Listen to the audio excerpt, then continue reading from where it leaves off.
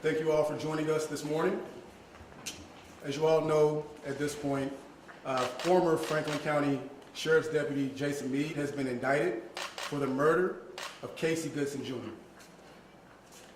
This road has been long. This road has been hard.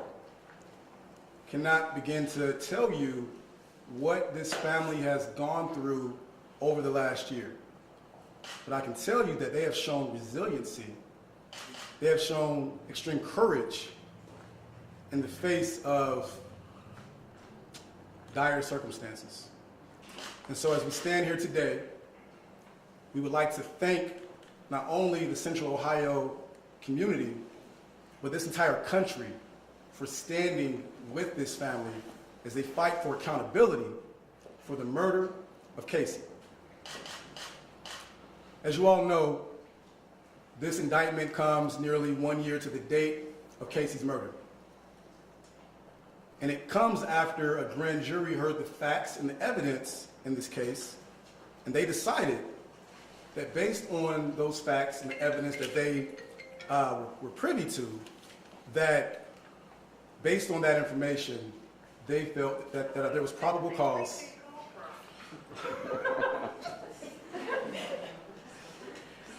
I'm glad we can laugh today. I'll try to hang it up.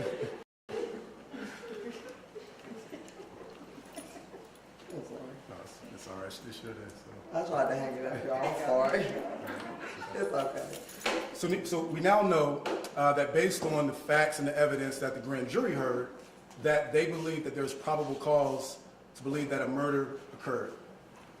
And the facts and the evidence that we believe was presented to the grand jury is the same information that we have provided to the public since December 4th, 2020. We know that on that day, Casey was simply trying to make it home. We know that Casey was so close to being right there next to his family. We know that Casey deserves to be here. We know more than anything else that Jason Meade should be held accountable for Casey's murder. And so while we celebrate this win, we know that this journey is not over. We know that the ultimate end game is a conviction for the murder of Casey Goodson. And so as we stand here today, we again thank this entire country for the support that has been shown to this family based on the facts and the evidence that we have provided to you all. In addition to the criminal indictment that has been handed down today, we've also filed a federal civil rights lawsuit against Jason Meade in Franklin County. Obviously, we know what Jason Meade's liability is here. He was an individual that targeted, pursued, and shot and killed Casey from behind walking into his own home. But Franklin County is also liable for Jason Meade's actions. And not just because they employed Jason Meade, but because they trained Jason Meade. They supervised Jason Meade. They allowed Jason Meade to operate with impunity. They allowed a sheriff's deputy who was on a no contact with inmates list for nearly 4 years to come off that list and join the SWAT team. They enabled a sheriff's deputy with a volatile history to carry a rifle and to focus his training on firearms qualifications instead of de-escalation. And so on December 4th, 2020, Jason Meade did exactly what he was trained to do while supervised by the Franklin County Sheriff's Office. And so with that federal civil rights lawsuit, we are alleging excessive force, wrongful death, and a Monell claim, which is a claim against the county for their patterns and practices and the customs that led to Casey's murder. And so, at this point, I will allow Casey's mother, Casey's amazingly strong and courageous mother, Tamala Payne, to speak. And after that, we'll do Q&A.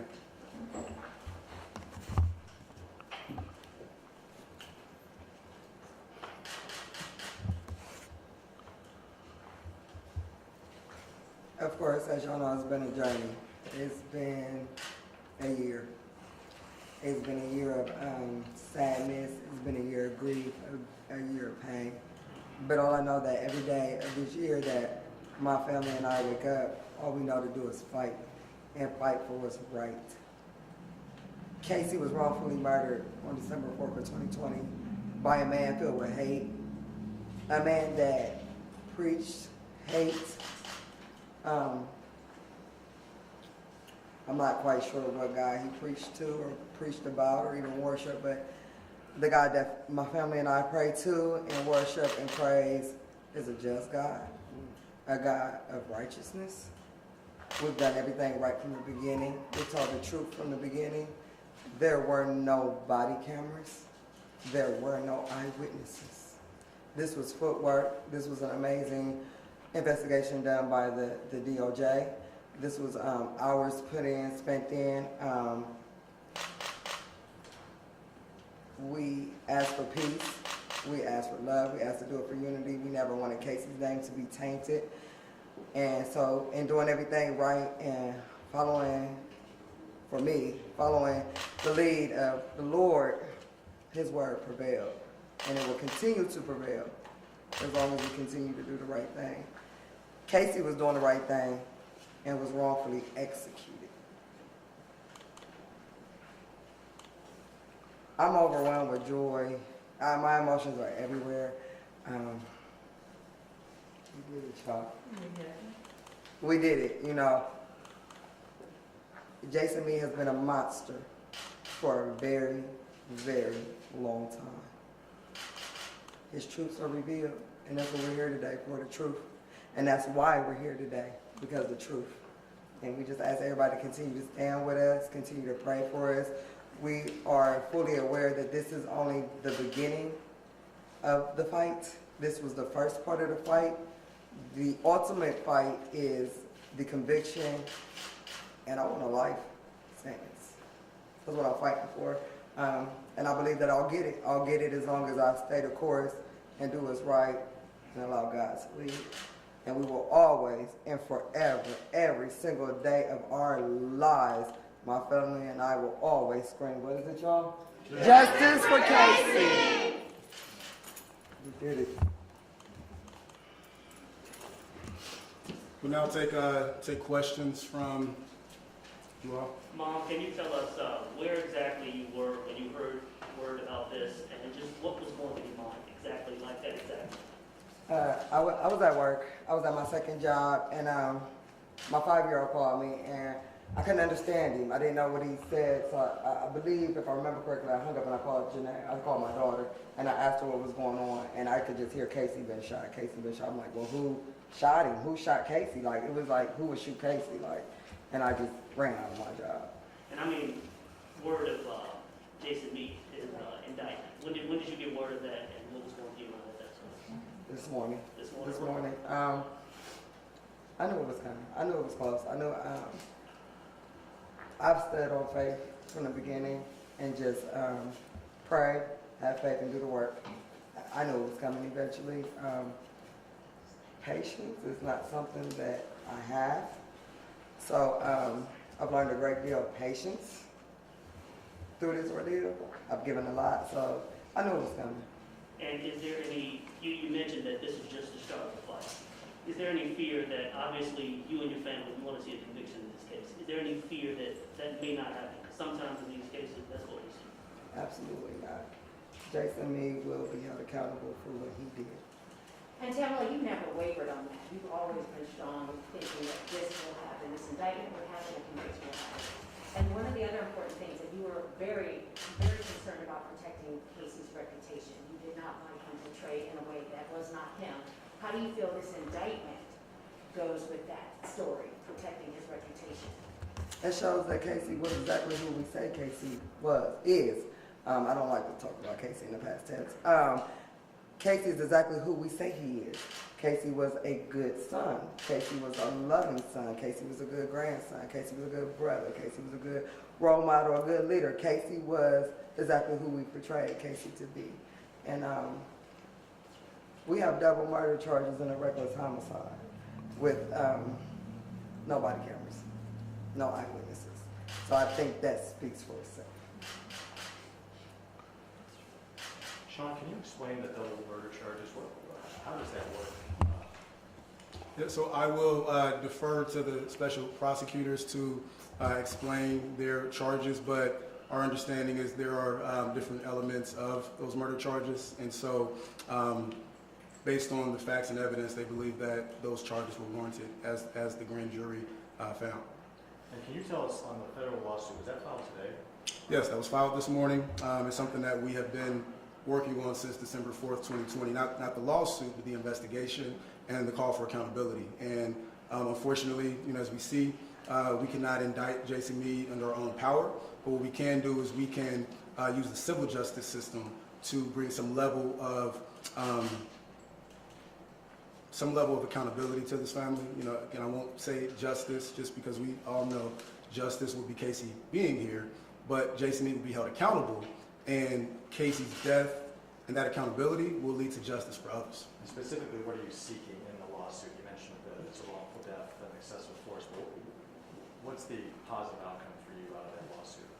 The positive outcome would be the case being resolved in a way, whether that's at trial or through a settlement of some sort, but the county acknowledging their responsibility and their role in this, and Jason Meade being held accountable on a civil level as well as a criminal level. Is that lawsuit being filed today, or is it out already? Is it a complete coincidence that it's happening on the day of the indictment? So it is filed already. There are certain claims that we have included in that lawsuit that have a one-year statute of limitations, and so whether this lawsuit, so this indictment was not the cause for the filing today. That one-year statute of limitations was the reason that we filed today. There was no body camera video in this. Is this indictment, do you think, also a message that you want all law enforcement across the state of Ohio to have body camera video so that in cases like this happens again, it can be recorded so people can actually see what happened? Well, we don't want police officers across the country to murder innocent people. That's first and foremost. And so whether body cameras are present or not, there are ways around that, right? That's not the end-all be-all. Body cameras don't tell the full story. So we hope that this does not happen. Through the work that we do, we demand that, this accountability comes forth and it prevents future officers from taking similar actions, but body cameras won't do it. We have to look at what's in the hearts of these officers and what their training is like, and again, as we talk about Franklin County and how Jason Meade was enabled to take Casey's life, it centers around an entire culture that needs to be addressed, not just body cameras.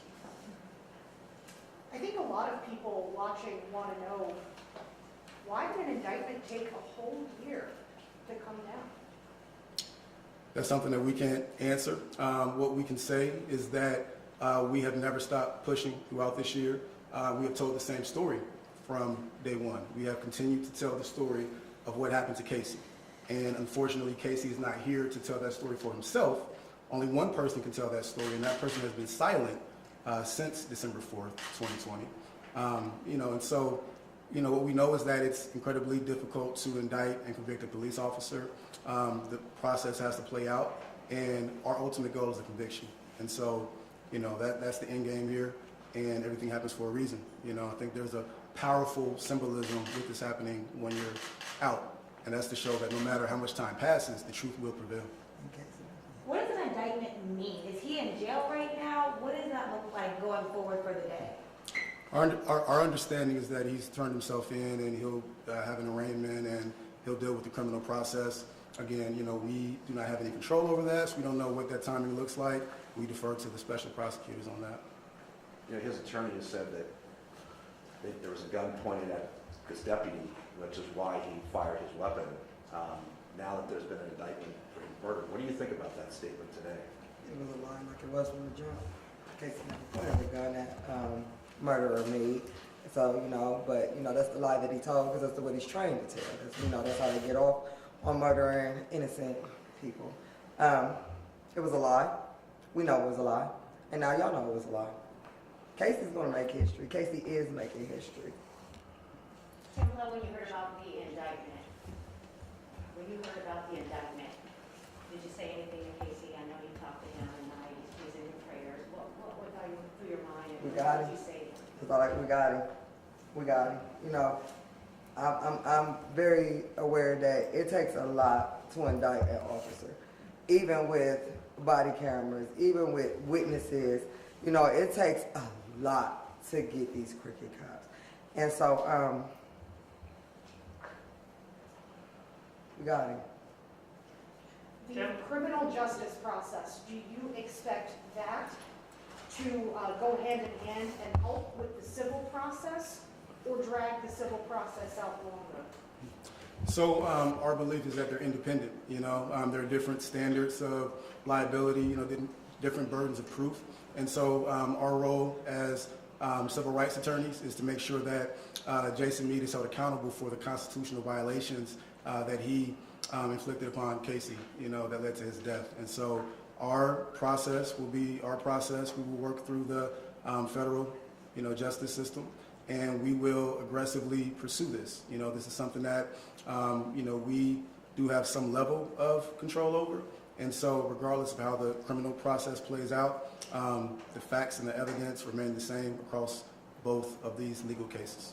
Sean, multiple jurisdictions were looking into this case and investigating. Are you expecting or anticipating any more indictments? Our understanding is that the federal investigation is not closed. It's an open federal investigation. Again, we defer to the federal prosecutors with regard to that. Again, the facts and the evidence remain the same across all of these different, areas of law, all these different, the civil justice system, the criminal justice system, the federal, the state. Casey Goodson Jr. was shot 6 times from behind walking into his home. So Jason Meade should be held accountable in every possible way that there is. So any avenue that we can pursue, we will. Tamala, I want to ask you about the support that you've been getting. Obviously, you see your family members here. You're strong. Some of the support that you've been getting from the community. Just how has that support from family, from the community, helped you get through this past year? It helps a lot because, every day ain't your best day. Like my sister, she'll call me every day. And sometimes me looking forward to her phone, but like, I'll expect her to call by 3 o'clock. And she won't call by 3 o'clock. I'm like, hold on, where's she at? Because I'm looking forward to that phone call. It helps, sometimes I'm not the best every day. I don't wake up every day feeling like going through the day. So words of encouragement or just somebody check, it helps. It helps. It gives you the boost that you need to keep going because sometimes it's not easy. And we had a little laugh at the beginning of this press conference when you got that call. Just talk about some of those calls and texts you've been getting because word has been spreading about this pretty fast. Just tell us about some of the calls and texts you've been getting. My phone won't leave me alone today. It's going crazy, but everybody's happy. We've all fought for it. The family, our team of lawyers, the community. So, everybody's elated at this point and want to reach out and congratulations. And, so I understand. I just can't get to all of them, but it's okay. Did anyone from your family address the grand jury? No, we had no role whatsoever in the grand jury. We don't know what was presented We have no information there, but, you know, we are grateful that the grand jurors were able to, you know, hear the facts and evidence in this case and to come to the decision that they did. So you folks weren't invited to participate? We were not, you know, and frankly, nobody from the family was present at the actual shooting scene. And so there's probably one person that would have been invited, and not sure if he testified or not, but aside from Jason Meade's testimony, the evidence here prevailed, but no, we had no role in the grand jury process. Can you, are all of these folks family members or some friends? And how would you describe them a little bit? Everybody's family. The majority you see here is Casey's siblings. And then, you know, we're all family. Grandmother, auntie, siblings, cousins, like, it's all family. Girlfriend, family. No friends right now. Is there anything anyone else would like to say that you would, anyone from the family? Anyone? So again, this the federal civil rights lawsuit has been filed, so it is public record. It's 23 pages. It outlines in detail our claims, you know, the facts of what happened that day, background on Jason Meade, and why Franklin County is liable for allowing Jason Meade to operate in the fashion that he did. We also have a forensics expert that we have retained who does a 3D visual of the impacts to Casey's body. And they all come from behind, and it meshes with what we've said from day one, that as Casey returned home, that he was targeted, he was shot from behind, and he was murdered. And unfortunately, the family that you guys asked about was present in the home. There were 9 people present that day. And so since that day, they've been traumatized. They've had to deal with this daily sadness and grief for nearly a year. And so this day could not come soon enough, but they stayed strong, they never wavered, and they told the truth. And the truth will prevail in this case. So just to clarify, there were 9 people in Casey's grandmother's house when this happened. Is that what you said? Correct. All family members? Yes, and there were 4 minor children. There's a 10-year-old and 3 other children under the age of 5. They're 5 and under.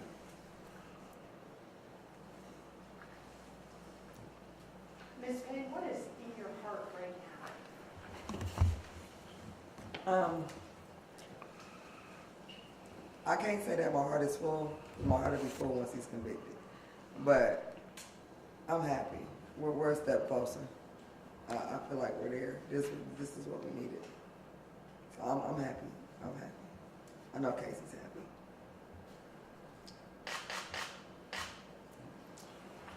Seeing no further questions, you can reach out to the attorneys in this case, and we are happy to provide any updates or information that we can.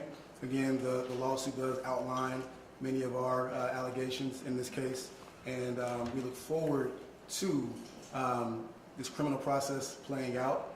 And today is a day about accountability, and that's what this family has asked for since day one, and nearly 1 year to the date, we are on the road to that accountability.